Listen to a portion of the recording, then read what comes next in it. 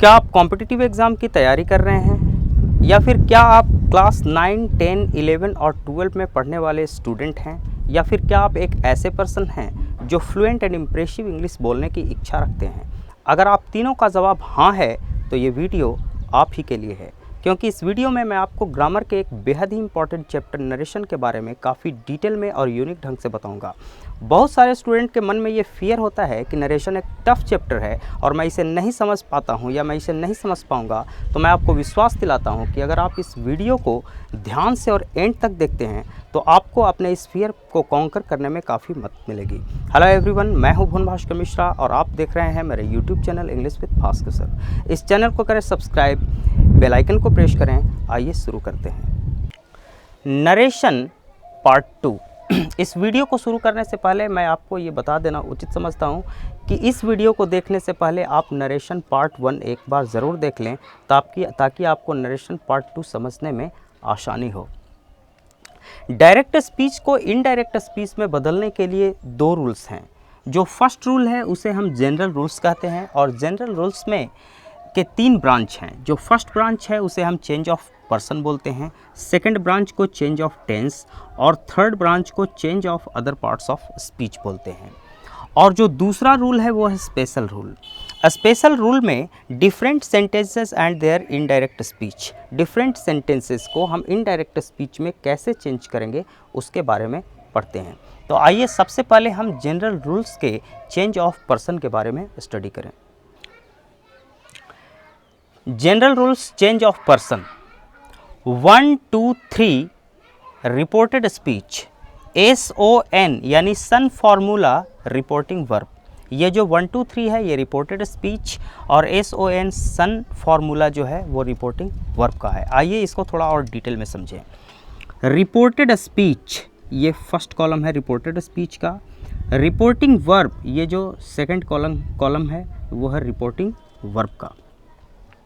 यहाँ जो 1 लिखा हुआ है, 1 का मतलब है फर्स्ट पर्सन, 2 का मतलब है सेकंड पर्सन और ये जो 3 लिखा हुआ है यहाँ 3 का मतलब है थर्ड पर्सन। यानी रिपोर्टेड स्पीच का फर्स्ट पर्सन, सेकंड पर्सन और थर्ड पर्सन। यहाँ रिपोर्टिंग वर्ब, यहाँ SON सन जो देख रहे हैं SON, यहाँ रिपोर्टिंग वर्ब S जो है रिपोर्टिंग वर्ब के सब्जेक्ट के लिए आया है, O रिपोर्टिंग वर्ब के ऑब्जेक्ट के लिए और N का मतलब है नो चेंज। अब यह और समझते हैं। रिपोर्टेड स्पीच का जो फर्स्ट पर्सन है वो रिपोर्टिंग वर्ब के सब्जेक्ट के अनुसार बदल जाएगा। रिपोर्टेड स्पीच में आया हुआ सेकंड पर्सन रिपोर्टिंग वर्ब के ऑब्जेक्ट के अनुसार बदलेगा और रिपोर्टेड स्पीच में अगर कोई थर्ड पर्सन आता है तो वो नहीं बदलता है, अर्थात नो चेंज रहता है, जस का तस रह जाता है। आइए इसे कुछ एग्जाम्पल सेंटेंसेस से समझते हैं। फर्स्ट एग्जाम्पल देखें। Ram says to me I shall do the work. यहाँ देखें 2 तरीके का सेंटेंस है, एक ये सेंटेंस और दूसरा ये। एक है राम सेज टू मी और दूसरा है आई शैल डू द वर्क। यहाँ ये जो इन्वर्टेड कॉमाज आप देख रहे हैं इसे इन्वर्टेड कॉमाज कहते हैं। इन्वर्टेड कॉमा इसे क्यों कहते हैं ये समझिए पहले। ये देखिए ये है कॉमा, चूँकि ये सीधा है और ये इस तरीके से इन्वर्टेड है। इन्वर्टेड का मतलब होता है उल्टा और ये उल्टा कॉमा है इसलिए इसे बोलते हैं इन्वर्टेड कॉमा। और इन्वर्टेड कॉमा के अंदर जो ये सेंटेंस है आई शैल डू द वर्क, इसे रिपोर्टेड स्पीच कहेंगे। और यहाँ ये जो सेंटेंस है राम सेज टू मी, इसमें ये जो सेज आया है इसे बोलते हैं रिपोर्टिंग वर्ब। और राम जो है ये रिपोर्टिंग वर्ब का सब्जेक्ट है और मी जो आया है ये रिपोर्टिंग वर्ब का ऑब्जेक्ट है। तो यहाँ रिपोर्टेड स्पीच का जो फर्स्ट पर्सन आई है वो रिपोर्टिंग वर्ब के सब्जेक्ट यानी राम के अनुसार चेंज होगा। ठीक है, इसे समझिए। Ram says to me I shall do the work. Ram tells me that he, यहाँ देखिए ही आ गया, आई के जगह ही आया क्योंकि यहाँ आई जो फर्स्ट पर्सन है वो रिपोर्टिंग वर्ब के सब्जेक्ट राम के अनुसार बदला है। तो Ram says to me I shall do the work, Ram tells me that he will do the work. Second को देखें। Ram says to me you should do the work. यहाँ देखें रिपोर्टेड स्पीच में यू जो आया है वो सेकंड पर्सन है और सेकंड पर्सन रिपोर्टिंग वर्ब के ऑब्जेक्ट मी के अनुसार चेंज होगा।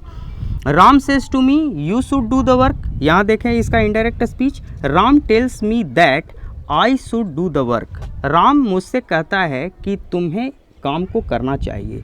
यहाँ हुआ राम मुझसे कहता है कि मुझे काम को करना चाहिए।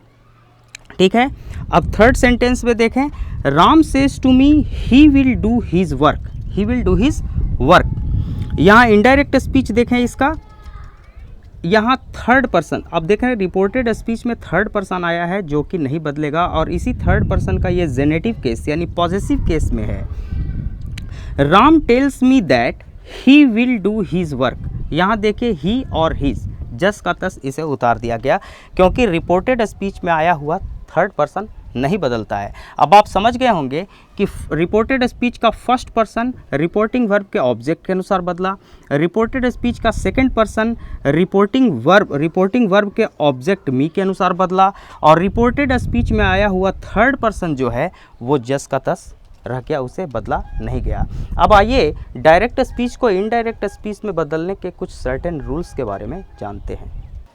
रूल्स, ये जो फर्स्ट रूल है, रिपोर्टिंग वर्ब अगर प्रेजेंट टेंस या फ्यूचर टेंस में हो तो tense of the reported speech remains unchanged, तो रिपोर्टेड स्पीच का जो टेंस है वो नहीं बदलता। रिपोर्टिंग वर्ब जब प्रेजेंट टेंस या फ्यूचर टेंस में रहे तो रिपोर्टेड स्पीच का जो टेंस है वो नहीं बदलता है। एग्जाम्पल से समझिए, ही सेज, यहाँ देखिए ये सेज जो रिपोर्टिंग वर्ब है वो प्रेजेंट टेंस में है, और आई एम रेडी, यहाँ एम जो है जाहिर सी बात है रिपोर्टेड स्पीच का ये जो एम वर्ब है वो प्रेजेंट टेंस में है, तो ये प्रेजेंट टेंस में ही रह जाएगा क्योंकि रिपोर्टिंग वर्ब जो है वो प्रेजेंट टेंस में है। तो देखिए he says I am ready, तो he says that he is ready, यहाँ देखिए इज का इज ही रह गया। ठीक है, सेकेंड रूल देखें, अगर सेंटेंस असर्टिव हो तो इन्वर्टेड कॉमाज, यानी ये जो इन्वर्टेड कॉमाज ऐसे है वो इन्वर्टेड कॉमाज को हटा के हम लोग दैट का इस्तेमाल करते हैं अगर सेंटेंस असर्टिव है तो। यहाँ देखें, she says I am ready, she says I am ready, यहाँ आई एम रेडी क्या है, ये इन्वर्टेड कॉमाज में असर्टिव सेंटेंस इस्तेमाल हुआ है। अब यहाँ देखें, सी सेज दैट, यहाँ देखें जब इन्वर्टेड कॉमास को हम लोगों ने हटा दिया तो दैट का इस्तेमाल किए हैं इनडायरेक्ट स्पीच में। She says that she is busy. अब थर्ड रूल को देखें, रिपोर्टिंग वर्ब से, सेज या said plus to plus object हो, अगर से, सेज और सेड के बाद टू और ऑब्जेक्ट आया हो तो से जो है वो टेल में बदल जाएगा, सेज टेल्स में बदल जाएगा, सेड जो है वो टोल्ड में बदल जाएगा। एग्जाम्पल के लिए देखें, सी सेज टू मी, यहाँ देखें says plus to plus object, इस तरीके से आया है, सेज के बाद टू है और ऑब्जेक्ट भी है, तो ये सेज टू प्लस ऑब्जेक्ट जो है वो सेज देखिए यहाँ टेल्स में बदल गया है। She says to me I am ready, तो she tells me that she is ready, यहाँ सेज टू नहीं बल्कि सेज टू के जगह टेल्स हो जाएगा, she tells me that she is ready. और फोर्थ रूल को यहाँ ध्यान दें, वेन वी चेंज पर्सन, जब पर्सन हम लोग चेंज करते हैं तो number and case are not changed, ये दो चीज़ जो है नंबर और केस ये दोनों नहीं बदलता है। यहाँ एग्जाम्पल से देखें, he says to me I shall help you, यहाँ देखें रिपोर्टेड स्पीच में आई ये नॉमिनेटिव केस में है, आई जो है वो नॉमिनेटिव केस में है और यू यहाँ पे ऑब्जेक्टिव केस में है, क्योंकि यहाँ यू जो है वो हेल्प का ऑब्जेक्ट है। आई शैल हेल्प यू, तो आई नॉमिनेटिव केस में, यू ऑब्जेक्टिव केस में है। अब इनडायरेक्ट स्पीच देखें, ही टेल्स मी दैट, यहाँ सेज टू है इसलिए यहाँ देखें टेल्स हो गया, ही टेल्स मी और इन्वर्टेड कॉमास को हटाए तो दैट का इस्तेमाल किए, ही टेल्स मी दैट, आई देखिए यहाँ जो आई था वो ही में बदल गया, आई जो है वो रिपोर्टिंग वर्ब के सब्जेक्ट के अनुसार और यहाँ सेकंड पर्सन जो है वो मी के अनुसार चेंज हो गया है। He tells me that he will help me, यहाँ मी ऑब्जेक्टिव केस में, यू ऑब्जेक्टिव केस में था इसलिए यहाँ मी को जस का तस ऑब्जेक्टिव केस में ही रख दिया गया। अब आइए जनरल रूल्स के second branch change of tense के बारे में पढ़ें। जनरल रूल्स का second branch change of tense, change of tense. अब यहाँ रूल पे ध्यान दें, रिपोर्टिंग वर्ब पास्ट टेंस, अगर रिपोर्टिंग वर्ब पास्ट टेंस में हो तो अब तक हम लोगों ने ये पढ़ा कि रिपोर्टिंग वर्ब जब प्रेजेंट टेंस में होगा तो रिपोर्टेड स्पीच का जो टेंस है वो नहीं बदलेगा। लेकिन चेंज ऑफ टेंस में हम लोग क्या पढ़ेंगे कि जब रिपोर्टिंग वर्ब पास्ट टेंस में हो तो क्या होगा। तो जब पास्ट टेंस में रिपोर्टिंग वर्ब होगा तो verb of the reported speech is changed into corresponding past tense. तो रिपोर्टेड स्पीच का जो वर्ब है वो भी करस्पॉन्डिंग पास्ट टेंस में बदलता है। अब ध्यान दीजिए यहाँ पे प्रेजेंट इंडिफिनिट, अगर रिपोर्टेड स्पीच में प्रेजेंट इंडिफिनिट होगा तो वो पास्ट इंडिफिनिट में चेंज हो जाएगा। प्रेजेंट कंटिन्यूअस होगा तो पास्ट कंटिन्यूअस में, प्रेजेंट परफेक्ट होगा तो पास्ट परफेक्ट में, प्रेजेंट परफेक्ट कंटिन्यूअस होगा तो पास्ट परफेक्ट कंटिन्यूअस में। ये सब रिपोर्टेड स्पीच की बात कर रहे हैं कि अगर रिपोर्टेड स्पीच में टेंस इस प्रकार से होगा तो वो करस्पॉन्डिंग पास्ट में बदल जाएगा। अगर रिपोर्टेड स्पीच में पास्ट इंडिफिनिट हो तो वो पास्ट परफेक्ट में चेंज हो जाएगा। अगर पास्ट कंटिन्यूअस हो तो वो पास्ट परफेक्ट कंटिन्यूअस में बदल जाएगा। अगर पास्ट परफेक्ट हो तो वो नहीं बदलेगा, no change. Past perfect continuous हो तो वो भी नहीं बदलेगा, नो चेंज। अब आइए कुछ वर्ब्स के चेंजेस के बारे में पढ़ते हैं। यहाँ देखें रूल के बारे में कुछ वर्ब चेंज। शैल और विल, अगर रिपोर्टिंग वर्ब पास्ट टेंस में हो तो रिपोर्टेड स्पीच में आया हुआ शैल और विल जो है वो शुड और वुड में चेंज हो जाएगा। कैन कुड में चेंज हो जाएगा, मे माइट में चेंज हो जाएगा, इज एम आर वाज और वेयर में बदल जाएगा, हैज़ हैव हैड में चेंज हो जाएगा। और अगर had two plus verb one V1 हो तो वो हैड टू प्लस V1 में चेंज हो जाएगा। वाज और वेयर हैड बीन में चेंज हो जाएगा। लेकिन कुड, शुड, वुड और माइट ये अगर आया हो रिपोर्टेड स्पीच में तो वो नो चेंज यानी नहीं बदलेगा। आइए इसे कुछ एग्जाम्पल सेंटेंसेस से समझते हैं। Example sentences, he said I eat an apple. यहाँ देखिए रिपोर्टिंग वर्ब पास्ट टेंस में है और आई ईट एन एप्पल ये प्रेजेंट इंडिफिनिट में है, मैं एक आम खाता हूँ। He said that he ate an apple, यहाँ ईट का देखिए एट हो गया, ये V2 यानी ये present tense present indefinite past indefinite बदल गया। Second, he said to me I am eating an apple. यहाँ देखते हैं कि रिपोर्टिंग वर्ब पास्ट टेंस में है और टू प्लस ऑब्जेक्ट भी है और यहाँ रिपोर्टेड स्पीच में प्रेजेंट कंटिन्यूअस आया है। तो अब देखें सेड टू प्लस ऑब्जेक्ट होने के वजह से यहाँ रिपोर्टिंग वर्ब जो है टोल्ड में बदल गया। ही टोल्ड मी और इन्वर्टेड कॉमास की जगह दैट आ गया। He told me that he was eating an apple. I am eating an apple को he was eating an apple यानी एम ईटिंग वॉज ईटिंग में चेंज हो गया, प्रेजेंट कंटिन्यूअस पास्ट कंटिन्यूअस में चेंज हो गया। थर्ड एग्जाम्पल देखें, she said I ate an apple. यहाँ देखते हैं कि रिपोर्टेड स्पीच में पास्ट इंडिफिनिट आया हुआ है और पास्ट इंडिफिनिट पास्ट परफेक्ट में चेंज हो जाता है। एग्जाम्पल देखें, she said I ate an apple, she said that she had eaten an apple. यहाँ हैड ईटन जो है वो पास्ट परफेक्ट में बदल गया, पास्ट परफेक्ट आया है। Fourth example, he said I had to do the work. यहाँ देखते हैं कि हैड टू प्लस V1 आया है और मैंने बताया कि जब रिपोर्टेड स्पीच में हैड टू प्लस V1 आए तो वो हैड टू प्लस V1 में बदल जाता है। He said that he had to do the work. अब यहाँ देखें, Ram said to me you should do the work. मैंने बताया कि जब रिपोर्टिंग वर्ब पास्ट टेंस में हो और रिपोर्टेड स्पीच में शुड, वुड, माइट और कुड आए तो वो नहीं बदलता है। यहाँ देखिए शुड जस का तस यहाँ रह गया। Ram said to me you should do the work, Ram told me that I should do the work. यहाँ शुड जो है जस का तस रह गया, इसे हमने नहीं बदला। लेकिन रिपोर्टिंग वर्ब अगर पास्ट टेंस में हो तो रिपोर्टेड स्पीच का टेंस करस्पॉन्डिंग पास्ट टेंस में चेंज हो जाता है, ये तो नियम है। लेकिन इस नियम के कुछ एक्सेप्शन भी हैं, आइए उस एक्सेप्शन के बारे में पढ़ते हैं। एक्सेप्शन टू द रूल, आइए फर्स्ट एक्सेप्शन के बारे में जानें। रिपोर्टिंग वर्ब पास्ट टेंस, अगर रिपोर्टिंग वर्ब पास्ट टेंस में हो और रिपोर्टेड स्पीच में कोई यूनिवर्सल ट्रूथ या हैबिचुअल फैक्ट आ जाए, ध्यान से समझिए, रिपोर्टिंग वर्ब पास्ट टेंस में हो और रिपोर्टेड स्पीच में अगर कोई यूनिवर्सल ट्रूथ यानी कोई यूनिवर्सल ब्रह्मांडीय सत्य, पूरे ब्रह्मांड में जो सत्य हो, यूनिवर्सल ट्रूथ आ जाए, वैश्विक सत्य आ जाए, या कोई आदत से रिलेटेड फैक्ट आ जाए, हैबिचुअल फैक्ट आ जाए, तो रिपोर्टेड स्पीच का जो वर्ब है वो नहीं बदलता, the verb of reported speech does not change.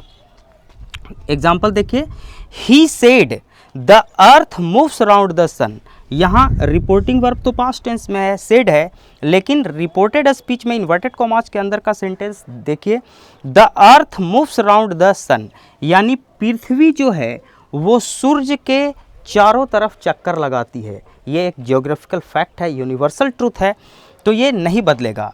He said that the earth moves around the sun, जस का तस इसे नीचे उतार दिया गया। सिर्फ इन्वर्टेड कॉमास को हटाने के बाद दैट का इस्तेमाल किए, सेंटेंस को जस का तस नीचे उतार दिए।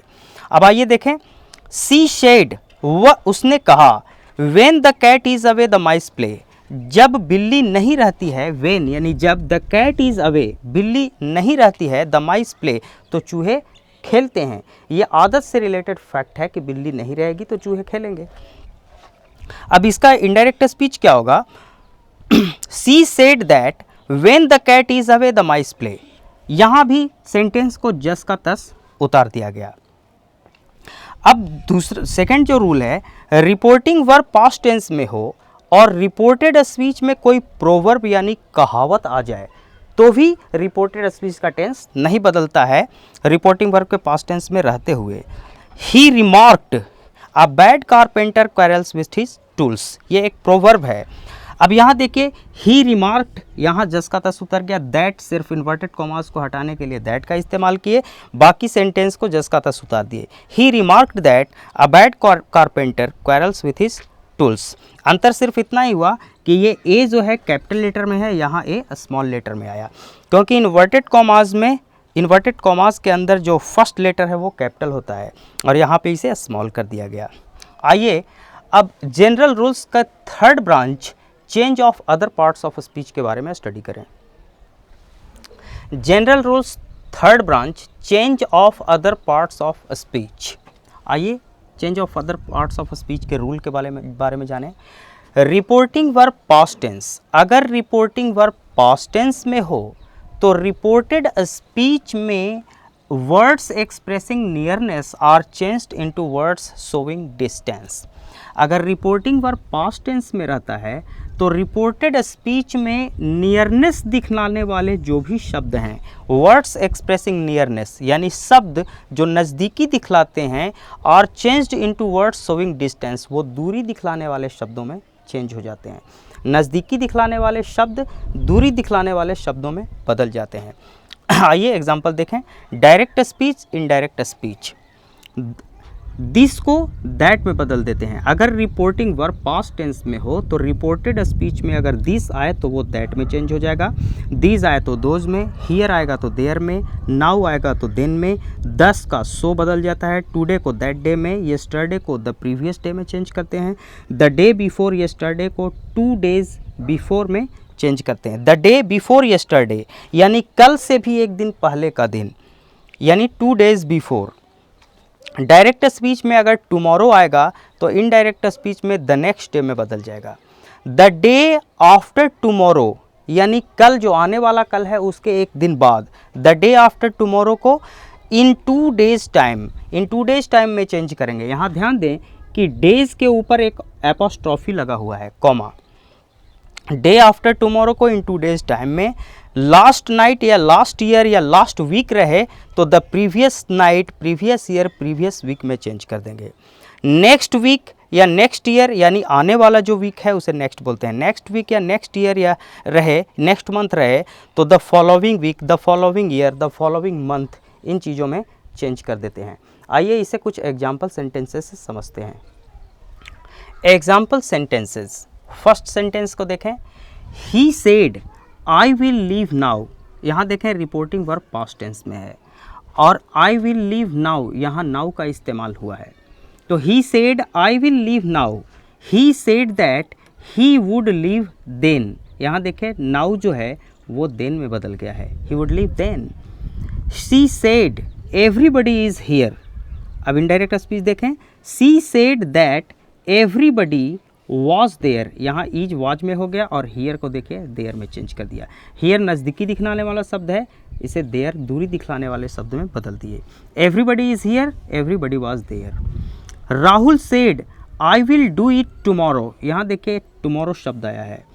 Rahul said that he would do it, यहाँ विल वुड में चेंज हो गया, he would do it the next day, यहाँ टुमारो द नेक्स्ट डे में चेंज हो गया। लेकिन इस रूल के कुछ एक्सेप्शन भी हैं। रिपोर्टिंग वर्ब पास्ट टेंस में हो तो भी रिपोर्टेड स्पीच में नज़दीकी दिखलाने वाले शब्द दूरी दिखलाने वाले शब्द में नहीं बदलते, ऐसा कुछ एक्सेप्शन भी है। आइए एक्सेप्शन के बारे में जानते हैं। एक्सेप्शन टू द रूल, देखिए रूल के बारे में जानें। If words in reported speech expressing nearness refer to some object, place, time that is present to the speaker during the delivery of the speech, they are not changed into words expressing distance। आइए समझते हैं। अगर reported speech में कुछ ऐसे words का इस्तेमाल हुआ है जो नियरनेस दिखला रहे हैं, लेकिन if words in the reported speech expressing nearness refer to some object, place or time, तो अगर रिपोर्टेड स्पीच में नियरनेस दिखलाने वाले शब्द किसी ऑब्जेक्ट, किसी प्लेस या किसी टाइम को रेफर करते हैं, टाइम के बारे में बताते हैं, ध्यान से समझिए। रिपोर्टेड स्पीच में नियरनेस यानी नज़दीकी दिखलाने वाले शब्द जब किसी ऑब्जेक्ट, किसी प्लेस या किसी टाइम को रेफर करते हैं जो स्पीकर यानी वक्ता के पास बोलने के वक्त भी मौजूद हो, जब वक्ता बोल रहा है during the delivery of the speech, बोलने के वक्त भी अगर वो चीज़ वक्ता के पास मौजूद हो, प्रेजेंट हो, तो नियरनेस दिखलाने वाले शब्द डिस्टेंस यानी दूरी दिखलाने वाले शब्द में नहीं बदलेंगे। एग्जाम्पल सेंटेंस से समझिए। Rahul said this is my coat, अगर राहुल अपने हाथ में कोट, अपना कोट लेकर बताता है, Rahul said this is my coat, यह मेरा कोट है, दिखाते हुए कोट को, तो हम वहाँ पे दिस को दैट में नहीं बदलेंगे। इनडायरेक्ट स्पीच देखें, Rahul said that this, this यानी the coat in his hand, यानी उसके हाथ में जो कोट है वो वाला कोट, हाथ में जो दिखाते हुए जो कोट बता रहा है। जैसे राम कहा कि दिस इज़ माई कोट, अपने हाथ में कोट को दिखाते हुए कि ये मेरा कोट है। तो यहाँ देखिए Rahul said that this was his coat, यहाँ ईज को वाज में चेंज कर दिए क्योंकि ये जनरल रूल्स के अंतर्गत आता है।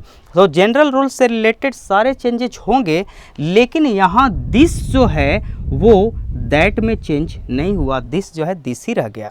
अब यहाँ देखें, Mohan said I will do it now और नेवर, मोहन ने कहा कि मैं इसे अभी ही करूँगा वरना फिर कभी नहीं करूँगा, मैं इसे अभी करूँ या तो अभी करूँगा या फिर कभी नहीं करूँगा।